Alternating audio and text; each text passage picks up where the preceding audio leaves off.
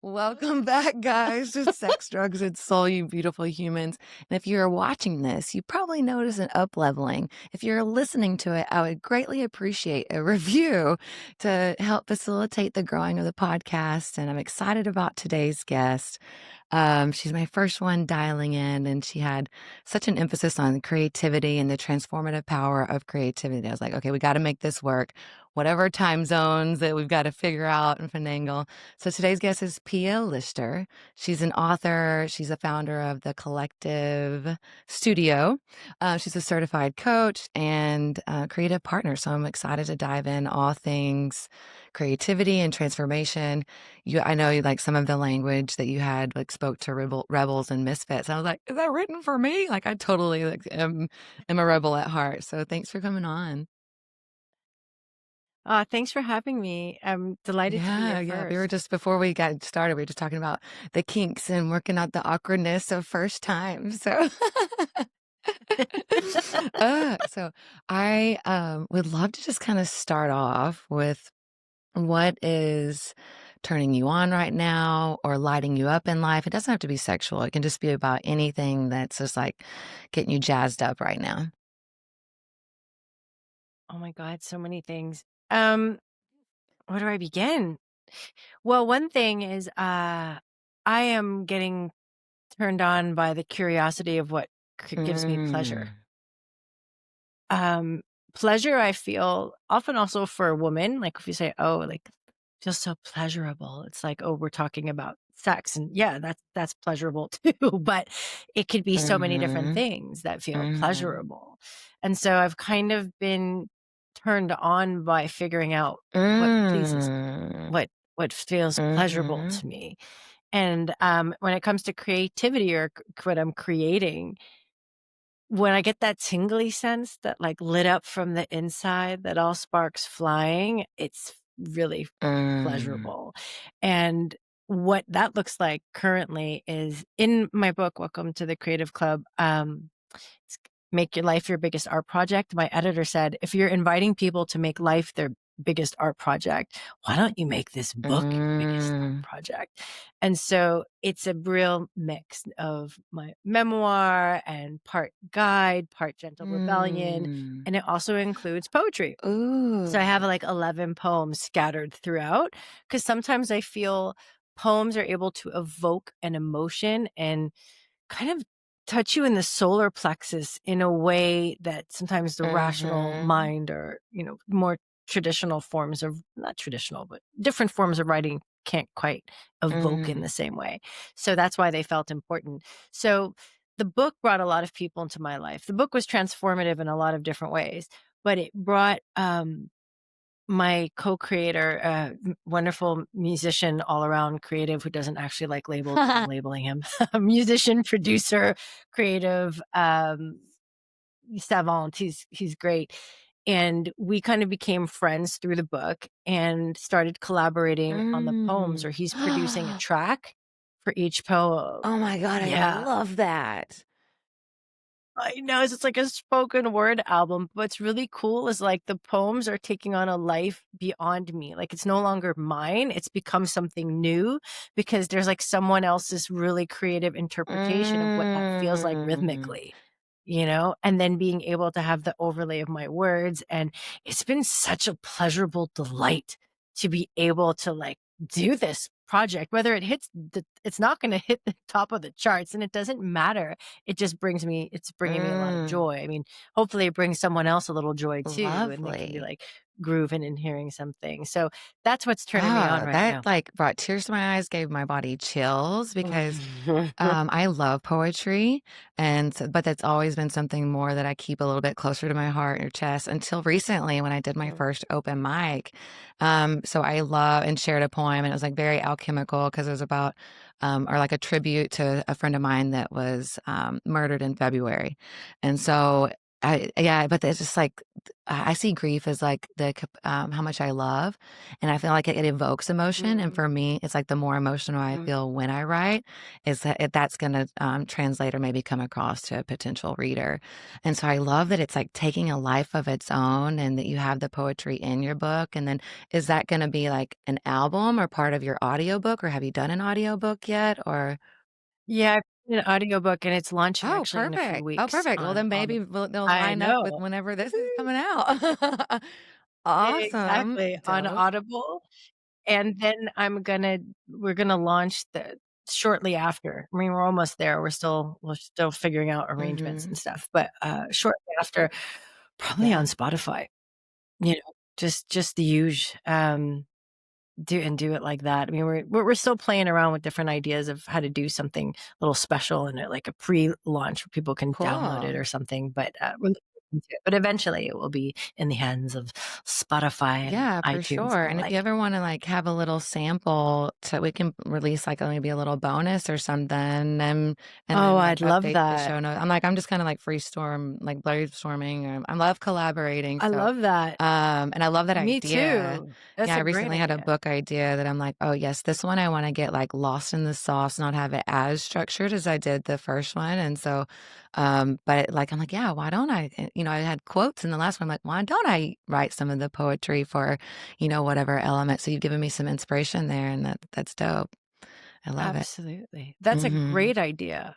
I love that. I'm excited for you. Let me know how I can Yeah. support you as well, because it's such a vulnerable act, a beautiful and Mhm. vulnerable act to share from that place, especially that place of Mhm. emotion and your own story, and, to show up fully bruised, scuffed, beauty marked, and all of it, and share that with Mhm. the world. And what's made me more courageous is knowing that I'm not alone in Mm. the arena. Mhm. When I can look at other people and go, "Oh my god, she's in the arena doing the thing, showing Mhm. up, kind of half naked and exposed in service of," Yes. right? In service of somebody Yes. else, and then actually we're able to high five each other. I can pass you a bottle of Gatorade or Yeah. electrolytes, and, and maybe we co-create in some way that we never even Exactly. imagined, and it becomes really exciting Mhm. playground And to me. play, you mentioned play. That is, like, my number one thing right now is, like, the importance of play because I've been, like, doing so much healing and, like, all this stuff, but I was just telling a friend yesterday, I'm like, "I don't know about you, but I'm fucking tired of healing."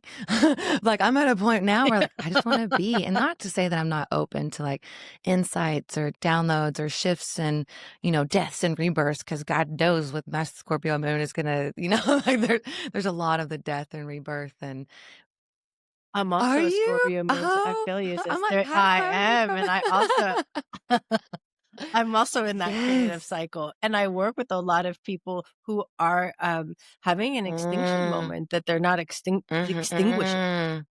Sometimes in something that used to work, we were very successful at, but it's just not Yeah. working for us anymore. I mean, you might still be good at it, but there's something that's not Mhm. lighting us up in the same way, because it's time. It's like your intuition is telling us time for your next creative Mhm. evolution. Like, what are you going to evolve into Mhm. next? And you take it all with you.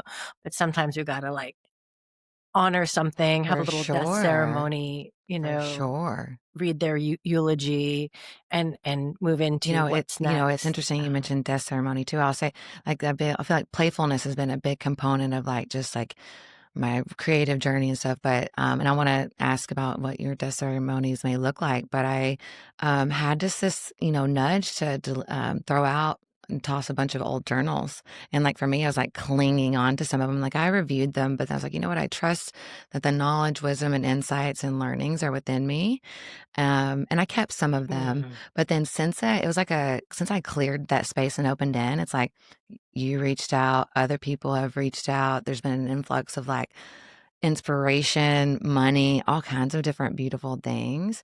And so I was like, wow, that energetic clearing of space really did do and like quickly.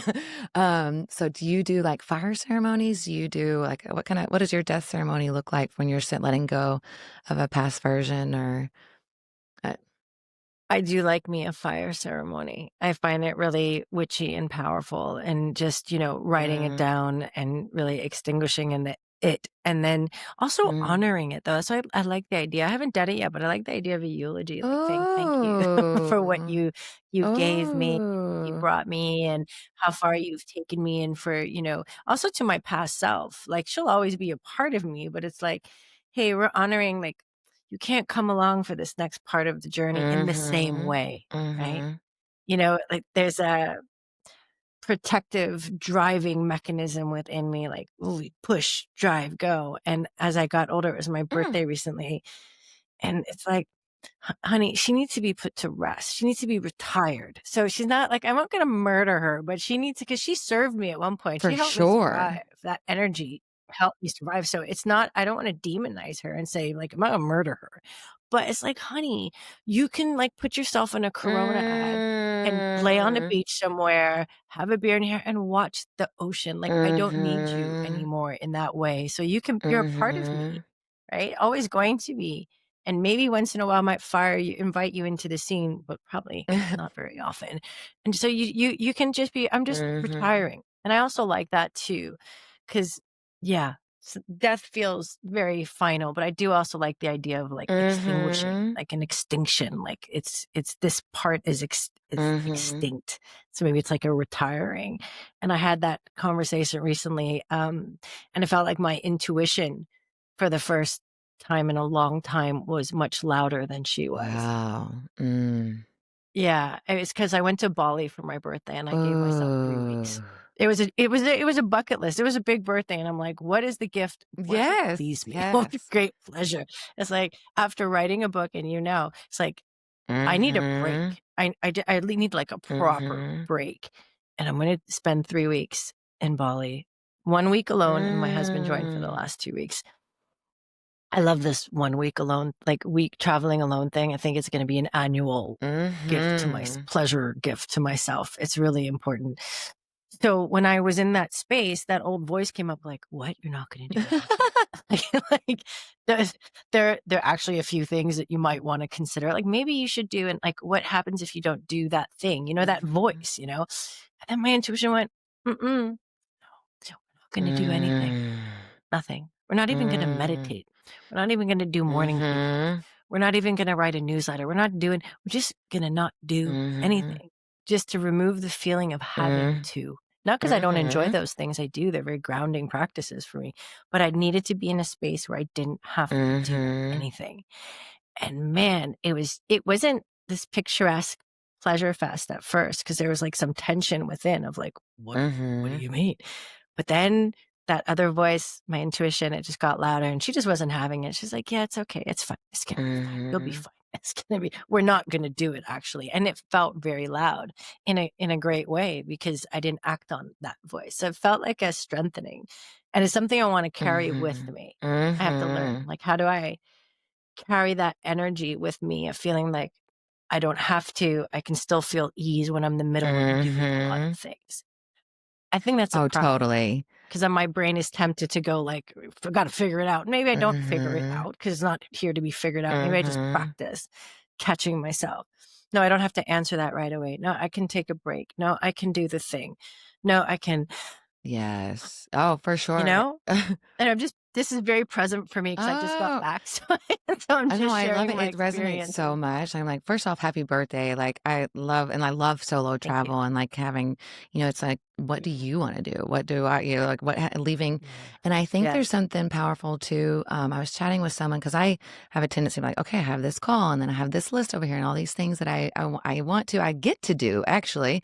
But at the same Yes. time, how do I allow for that spaciousness for creative insights to come through, for my intuition to speak louder or just be, and like listening to what I want to do in that moment versus like some fixated idea that I am clinging to that I might have wanted to do like a week, a month ago, or the day prior. And so just allowing it to be more in flow versus like me trying to force it.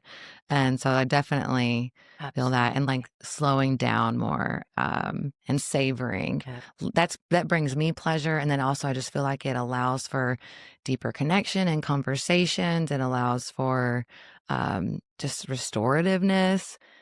playfulness, whatever I want to do. I love good horizontal time, but like I feel, sometimes I can get in the scrolling thing, or I'm like, no. So I just love that you referenced that and took the time for yourself too. I think it's so important. And I feel like those moments too and those trips are like filling that creative well. That's like a one big artist date. And because I love the morning pages. I Exactly. love artist dates, but and like, Same. that's the healing thing I mentioned earlier. It's like I want to look at myself more as a miracle to explore versus a project to fix. And so Ooh, that's like chills. that so it kind of feels like Ooh. very, like, resonant with what you just voiced. Um, and yeah, and being a human, allowing myself to be a human and, like, tapping into those desires and what brings pleasure and, yeah. So Yeah, I mean, we're here to experience, like, if you ask, like, what's the meaning of life, right? For me, it's to live it mhm. fully, right? And everyone will have their own definition of what that means. But it's like to be a Yeah, oh, can I please. curse? To to be really fucking Mhm. alive while I'm here. I felt like that Mhm, needed yo, to yo, yeah, I to love the fuck. I be love the fuck. yeah. Like, use it freely. Give me all the fucks. Or give Okay, no cool. fucks. Alright. Give yeah, there are not many fucks in my Yeah. bank these days. But yeah, so it's just, to feel fucking Mhm. alive and, like, to keep asking ourselves because 'cause we're changing fluid beings. We don't remain we're nature, we're the universe, we're expansive, and we're constantly Mhm. changing. So, asking the question again and again, not just once, Mhm. because what made you feel alive then might not be what makes you feel So alive now, true. right? And following that and trusting enough to let go of the have tos and the driving, because just like you said a minute ago, like, when you created space, things came Mhm. to you. That was actually a voice I heard when I was in Bali. I heard the universe say something along the lines of, like, "Girl, if you just, like, take a pause, take a beat, lean back, allow me to come in and work for you and with you." Mm. You're taking up all the space. Like, when you're Mm. like, and you're so fixated and you're driving, you don't see anything else. There's no room for life to Mhm. kinda dance with you. And it was a really beautiful, like, as you said, like, download that just came in, like, "You need to give me some room over Mhm. here." Right? And I've found recently in this experiment, this life entrepreneur experiment, the more that I lean back, the more things come. Mhm. Usually not what I expected. That's great. It's never what I expected, but things enter the scene and it's like, "Oh, so I wanna create Mm. evidence that I can build successfully and create successfully with Yes. ease." Yes. Because I've created evidence that it's Mhm. hard. It's also a Mhm. cultural story, right? Like blood, sweat, and tears, 24/7, hustle, Mhm. grind, go. I've created that evidence. But I can create new Mhm. evidence. And that's what I wanna be in the business of doing. Like, I still show up fully. I'm not, like, horizontal just eating Doritos, watching, binging Netflix. But, I'm showing up, but I'm letting go, and I'm learning when to lean Mhm. back a bit and how to create more space. And as I said, it's a practice. Oh, I'm far oh, I'm still same, same, like, same, sister. practicing. Yeah, to me, it's like it's Yeah. being that drive and that go, go, go is such like a masculine energy. And for me, my masculine energy definitely served as a protector for my feminine energy for so long.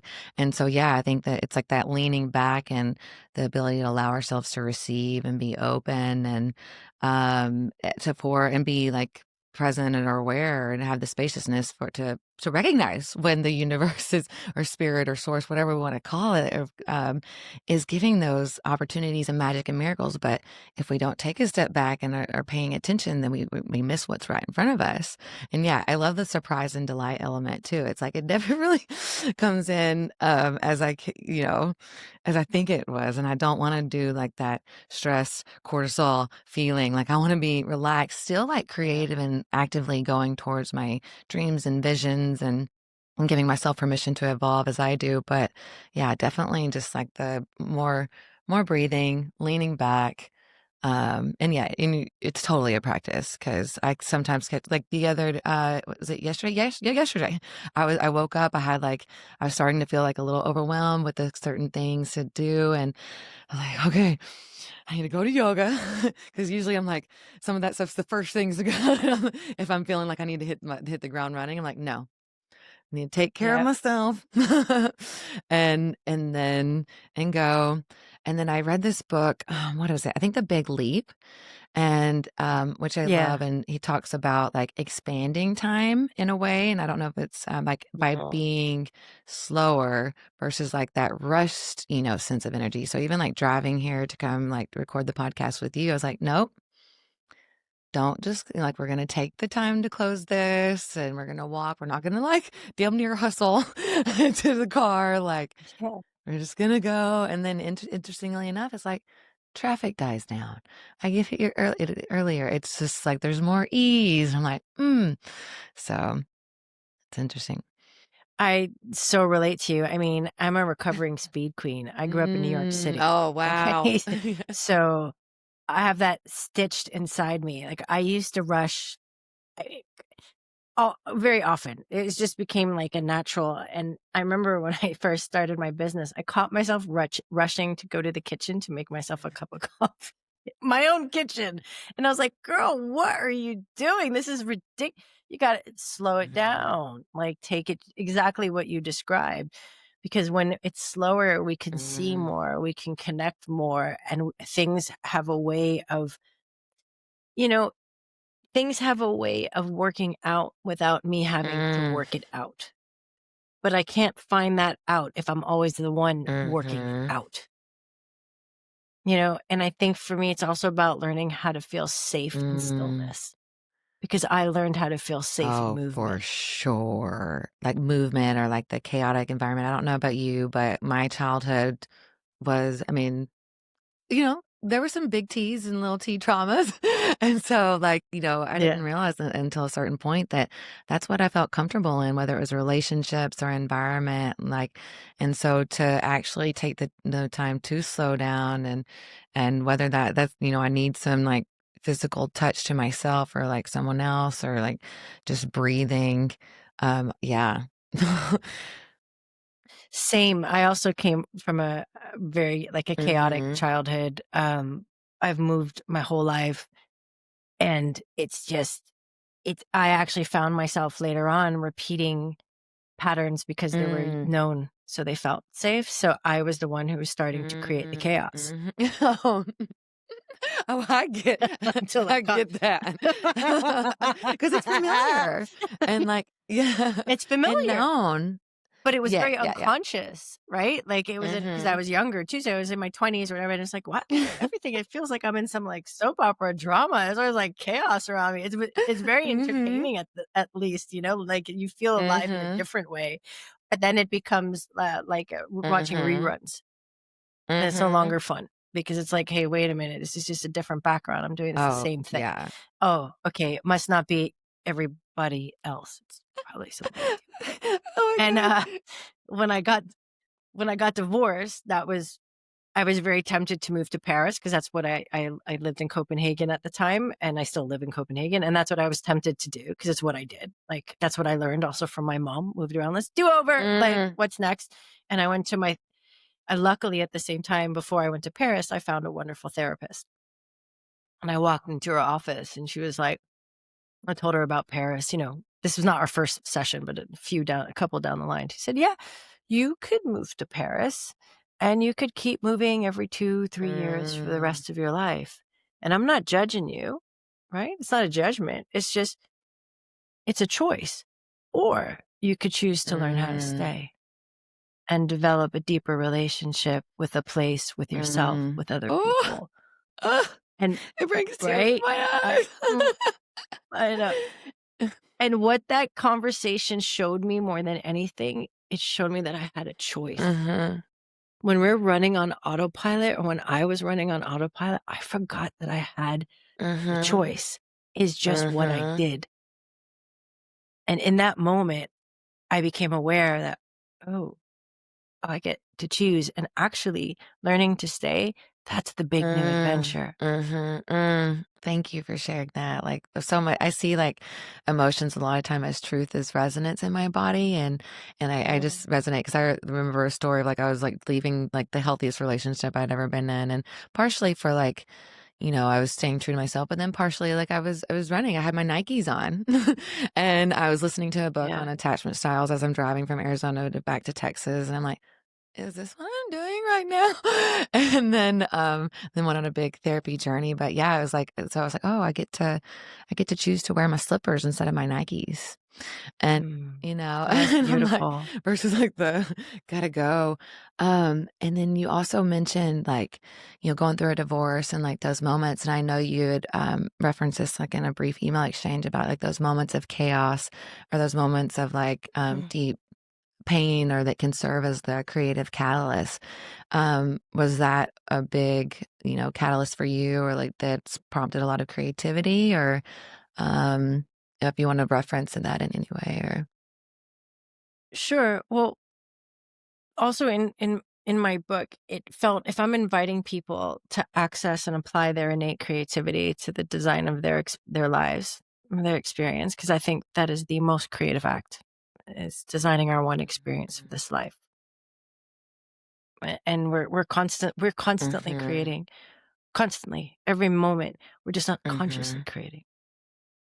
So that's hence back to that conversation with my mhm, therapist, right? I was creating, I just wasn't conscious about it. I was creating that experience for mhm, myself. So for me to really invite people into their creativity, I felt that I wanted to share stories of how I lost and found my creative mm, power and what that meant. And I lost my creative power when I became disconnected from myself, right? When I started drinking more, or when I started, showing up like with my ex-husband was a wonderful human, but there are patterns like losing myself in another person, losing myself in a situation, um, kind of disconnecting from myself. So I still did creative work. I worked as a creative director and copywriter for well over like 15 years. And so in my working life, right? But that was one mhm, version of creativity. And the creativity I'm talking about, like big C mhm, creativity, where it's not only working as a creative director, but inviting myself and discovering that I'm actually creatively directing mhm, my life. I'm writing the script, I'm choosing the set design, costume design, mhm, the score, the scripts that I'm mhm, following and believing and that are guiding my behavior and shaping my experience. Like, holy shit, I'm like, I'm a creative director of mhm, all of it. And it can feel overwhelming and incredibly mhm, empowering. But I didn't have that epiphany. See, it's funny. I remember this quote and I can never remember who it's from. So maybe we could put it in the show notes. But it's like, everybody wants transformation, but nobody wants to yeah, change. I just read that recently. Yeah, I'm like, I'll Right. find it. Yeah. Yeah, but I can't, yeah. So for me, the we see a lot of stories. I'm coming back to your point. We see a lot of stories about transformation, and sometimes I think it looks like I went from rags to riches in 48 hours, and it's just, at least from my experience, my personal experience from working also as a coach, from working in, just full stop. It's more of a slow cooked Mhm, meal. mhm, It's like subtle shifts, subtle shifts, mhm, subtle shifts, subtle shifts that then lead to a big transformation. So my divorce was a part of one of those, very important, didn't feel so fucking mhm. subtle at the time, but like, it felt like a it felt like a shift of like, okay, I threw an infidelity bomb at my marriage to like leave in the smoke because I wasn't conscious enough at the time to be able to, I think, have a certain degree of honesty with myself and Mhm, with him. Like, I felt trapped. I didn't know if I wanted kids. I know he really wanted a family. I There were just so many things I couldn't really articulate because I was also disconnected from myself. So I did what I usually do. I created chaos mhm, and I just put on my Nikes and ran out in the smoke. mhm, Um, and so that moment and that behavior and seeing kind of everything fall apart was what made me reach out and sort of get help and wanting to make a mhm, shift, starting to see it there. So that was a big part of the loss of my creative power and then moving towards rediscovering it again. And it didn't happen like that. I rebounded into a not very healthy mhm, relationship because I felt like I was drowning. I hadn't been alone in a long time, even though I've been on my own since I was 17. So it wasn't logical. It was mhm, fear based, right? And I just grabbed onto the first buoy orange thing that I could see because it felt like my survival Mhm. was at stake. And that's the funny thing about fear. It's often not true, but it feels Mhm. very true, right? And it took me a while. Then I found a job. I was the creative, one of the three partners, creative director, building a studio, a creative studio. And I gave everything that I had into it because nothing else was really working. And so I just directed all my energy into that. So it took, I'm stubborn. So it took me, or it just takes the time it takes. And then the next big shift was when I got Mm. fired. I got fired from the job that I had poured everything I Mm. had into. I learned so much from that, but that's a whole other podcast episode. So when I got fired, I was kind of left standing where everything fell apart, and I was looking at everything felt wrong. My relationship was wrong, felt wrong. I wasn't in the right place. I knew that, but I didn't have the courage to leave. Job was gone. I was on a work visa, which meant that I had 6 months basically Mm. to find a job where I'd get kicked out and I'd go back to the States or wherever I'd go. And everything just felt like the universe played 52 pickup with everything. It was just, and I was left kind of looking at the shards on the ground after the Mhm. crash and not really knowing what to do. But I did have 6 months severance pay, Mm. which was, At least some, like, some so it's needs like, were gonna be okay, met and then th- some, yeah, a little breathing room. right? There's something. And I thought I could stay here and try to work this all out. Or you know what? Maybe I'm just going to take the Trans Mm. Siberian. I've always wanted to go on the Trans Siberian trip. Like Mhm. across, this was before everything that's happening in Russia, um, you know, R- China, Mongolia, Russia. I thought, I'm just gonna fucking go. I'm just gonna go. It's not running away because it's a Mhm. trip, right? I'm just gonna go and I'm gonna spend 4 to 5 weeks, 4 weeks, I think, by myself. And I feel moved to do that. Got the visas, did the thing. Everything with my partner at the time was crumbling anyway, so we didn't even talk while I was gone. We knew Mhm. it was the end, but I just needed this.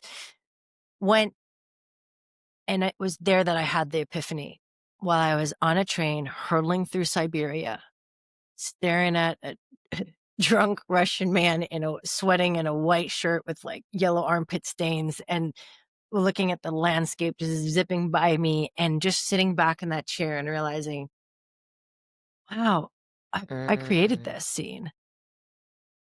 I brought myself here.